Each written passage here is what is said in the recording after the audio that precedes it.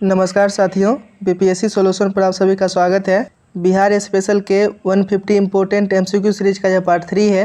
Question number 61, निम्नलिखित महीनों में से कौन सा एक बिहार में अधिक लंबे दिनों वाला महीना है? जून का महीना सबसे लंबे दिनों वाला महीना होता है। क्वेश्चन नंबर 62, गंडक बहुउद्देशीय परियोजना हेतु निम्न में से किस वर्ष समझौता हुआ था? गंडक बहुउद्देशीय परियोजना हेतु भारत तथा नेपाल सरकार के बीच 1959 ईस्वी में समझौता हुआ था। क्वेश्चन नंबर 63, बिहार के कौन से दो जिले झारखंड से सीमा बनाते हैं? बांका और जमुई झारखंड से सीमा बनाते हैं। झारखंड से बांका और जमुई के अलावा भागलपुर, नवादा, गया और औरंगाबाद भी सीमा बनाती है। वेस्ट बंगाल से किशनगंज, पूर्णिया और कटिहार सीमा बनाती है। वहीं उत्तर प्रदेश से वेस्ट चंपारण, गोपालगंज, सिवान, सारण, भोजपुर, बक्सर और कैमूर सीमा बनाती है। जबकि नेपाल से वेस्ट चंपारण, ईस्ट चंपारण, सीतामढ़ी, मधुबनी, सुपौल, अररिया और किशनगंज सीमा बनाती है। सबसे पूर्वी जिला किशनगंज है, सबसे उत्तरी जिला वेस्ट चंपारण है, सबसे पश्चिमी जिला कैमूर है और सबसे दक्षिणी जिला गया है। क्वेश्चन नंबर 64, काकोलत जलप्रपात बिहार के किस जिले में स्थित है? यह जलप्रपात बिहार के नवादा जिले में स्थित है। क्वेश्चन नंबर 65, निम्नलिखित में से कौन सी समूह की नदियां बिहार एवं उत्तर प्रदेश के बीच सीमा रेखा बनाती है? बिहार और उत्तर प्रदेश के बीच सीमा रेखा कर्मनाशा, गंडक और घाघरा रिवर बनाती है। यहाँ आप मैप में भी देख सकते हैं, ये रहा कर्मनाशा रिवर और ये रहा घाघरा रिवर और ये है गंडक रिवर। तो ये तीनों रिवर जो है बिहार और उत्तर प्रदेश के बीच सीमा का निर्धारण करती है। क्वेश्चन नंबर 66, कैमूर व रोहतास के पठारी भाग में कौन सी मिट्टी प्रायः पाई जाती है?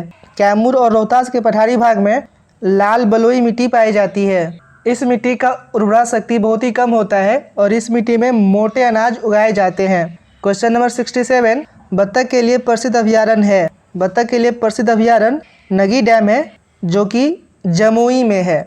यदि हम लोग अभयारण्य और शरणास्थली के बारे में बात करें तो वाल्मीकि बाघ शरणास्थली पश्चिम चंपारण में है, भीमबाध वन्यजीव अभयारण्य मुंगेर में, गौतम बुद्ध वन्यजीव अभयारण्य गया में, पंत वन्यजीव अभयारण्य नालंदा में, कैमूर वन्यजीव अभयारण्य कैमूर और रोहतास में, रजौली वन्यजीव अभयारण्य नवादा में है, उदयपुर वन्यजीव अभयारण्य पश्चिम चंपारण और नागी नकटी डैम ये जमुई में है, कांवर झील बेगूसराय, कुशेश्वर स्थान पक्षी अभयारण्य दरभंगा में, सलीम अली जुबा साहनी बरेला पक्षी अभयारण्य वैशाली में है और विक्रमशिला गंगोई डॉल्फिन अभयारण्य भागलपुर में है। क्वेश्चन नंबर 68, किस जैविक उद्यान अभयारण्य का प्रमुख आकर्षण सांपों का घर है? तो इसका सही जवाब है ऑप्शन डी, संजय गांधी जैविक उद्यान। यहाँ पर 11 कमरों का एक सांप घर है जो आकर्षण का केंद्र है। क्वेश्चन नंबर 69, बिहार का सबसे बड़ा अभयारण्य कौन है? बिहार का सबसे बड़ा अभयारण्य कैमूर अभयारण्य है। क्वेश्चन नंबर 70, बिहार का सर्वाधिक सघन वन प्रदेश वाला कौन सा है? तो बिहार में सर्वाधिक सघन वन प्रदेश वाला जिला कैमूर है और सबसे न्यूनतम वन आवरण वाला जिला शेखपुरा है। क्वेश्चन नंबर 71, बिहार राज्य में स्थित अभयारण्यों और स्थित जिलों को सुमेलित करें। राजीव गांधी जैविक उद्यान पटना में है, वाल्मीकि नगर अभयारण्य चंपारण में है, कैमूर अभयारण्य रोहतास में है, गौतम बुद्ध अभयारण्य बोधगया में है और राजगीर अभयारण्य नालंदा में है। तो इस हिसाब से इस सवाल का सही जवाब है ऑप्शन ए। क्वेश्चन नंबर 72, नहरों द्वारा सबसे अधिक सिंचाई बिहार प्रदेश के किस क्षेत्र में होता है? नहरों द्वारा सबसे अधिक सिंचाई बिहार के रोहतास जिले में होता है। यहाँ करीब 86% एरिया जो है नहरों से सिंचाई होती है। क्वेश्चन नंबर 73, बिहार प्रदेश में नकदी फसल का सही समूह निम्नलिखित में से कौन सा है? तो गन्ना, जूट, आलू, तंबाकू बिहार में नकदी फसल है। क्वेश्चन नंबर 74, बिहार में तेल शोधक कारखाना कहाँ है? तो तेल शोधक कारखाना बरौनी में है। क्वेश्चन नंबर 75, बिहार में औसत वार्षिक वर्षापात है। बिहार में औसत वार्षिक वर्षापात 1200 मिलीमीटर के आसपास होता है। क्वेश्चन नंबर 76, बिहार में कृषि को प्रोत्साहित करने के लिए कृषि विश्वविद्यालय स्थापित किए गए हैं। तो बिहार में कृषि विश्वविद्यालय भागलपुर और समस्तीपुर में है। क्वेश्चन नंबर 77, बिहार में किस नदी से त्रिवेणी नहर निकलती है? त्रिवेणी नहर गंडक रिवर से निकलती है। क्वेश्चन नंबर 78, बिहार की प्रमुख बहुउद्देशीय नदी घाटी परियोजना है। सोन नदी घाटी, गंडक नदी घाटी, कोसी नदी घाटी, ये तीनों जो है बिहार की प्रमुख बहुउद्देशीय नदी घाटी परियोजना है? तो इस सवाल का सही जवाब है ऑप्शन ई, उपयुक्त में से एक से अधिक। क्वेश्चन नंबर 79, क्षेत्रफल के अनुसार बिहार का सबसे बड़ा जिला है?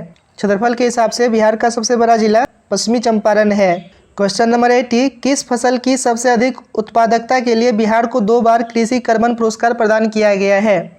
तो 2 बार कृषि कर्मण पुरस्कार मक्का के लिए मिला है, जबकि गेहूं और धान के लिए एक बार कृषि कर्मण पुरस्कार मिल चुका है। क्वेश्चन नंबर 81, बिहार में सबसे अधिक किस प्रकार की मिट्टी पाई जाती है? बिहार में सबसे अधिक जलोढ़ मिट्टी पाई जाती है। पुरानी जलोढ़ को खादर कहते हैं, जबकि नई जलोढ़ को बांगर कहते हैं। तो ये दोनों खादर और बांगर दोनों पाई जाती है। तो इस प्रकार इस सवाल का सही जवाब है ऑप्शन ई, उपयुक्त में से एक से अधिक। क्वेश्चन नंबर 82, कौशिकी नदी किस नदी का वास्तविक नाम है? तो कौशिकी नदी कोसी नदी को कहते हैं। क्वेश्चन नंबर 83, बिहार में प्रभावित होने वाली सबसे लंबी नदी है? तो बिहार में प्रभावित होने वाली सबसे लंबी नदी बूढ़ी गंडक है। क्वेश्चन नंबर 84, बिहार का क्षेत्रफल भारत के कुल क्षेत्रफल का कितना प्रतिशत है?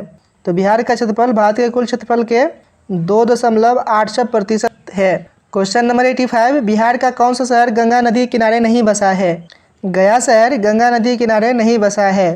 क्वेश्चन नंबर 86, गौतम बुद्ध वन्यजीव अभयारण्य बिहार में कहाँ स्थित है? गौतम बुद्ध वन्यजीव अभयारण्य गया में स्थित है।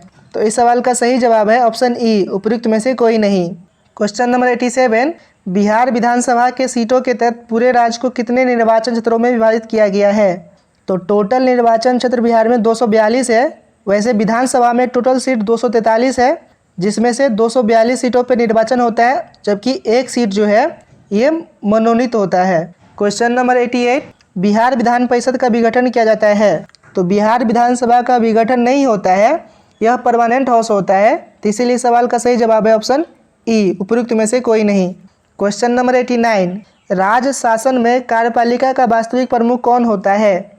तो मुख्य सचिव जो है कार्यपालिका का वास्तविक प्रमुख होता है। क्वेश्चन नंबर 90, पटना उच्च न्यायालय के मुख्य न्यायाधीश की सहायता हेतु होते हैं? तो पटना उच्च न्यायालय के मुख्य न्यायाधीश की सहायता हेतु रजिस्ट्रार, संयुक्त रजिस्ट्रार, उप रजिस्ट्रार, सहायक रजिस्ट्रार ये सभी होते हैं। तो इस सवाल का सही जवाब है ऑप्शन ई, उपयुक्त में से एक से अधिक। आप लोग हमसे टेलीग्राम पे भी जुड़ सकते हैं। टेलीग्राम चैनल का लिंक डिस्क्रिप्शन में दे दिया गया है।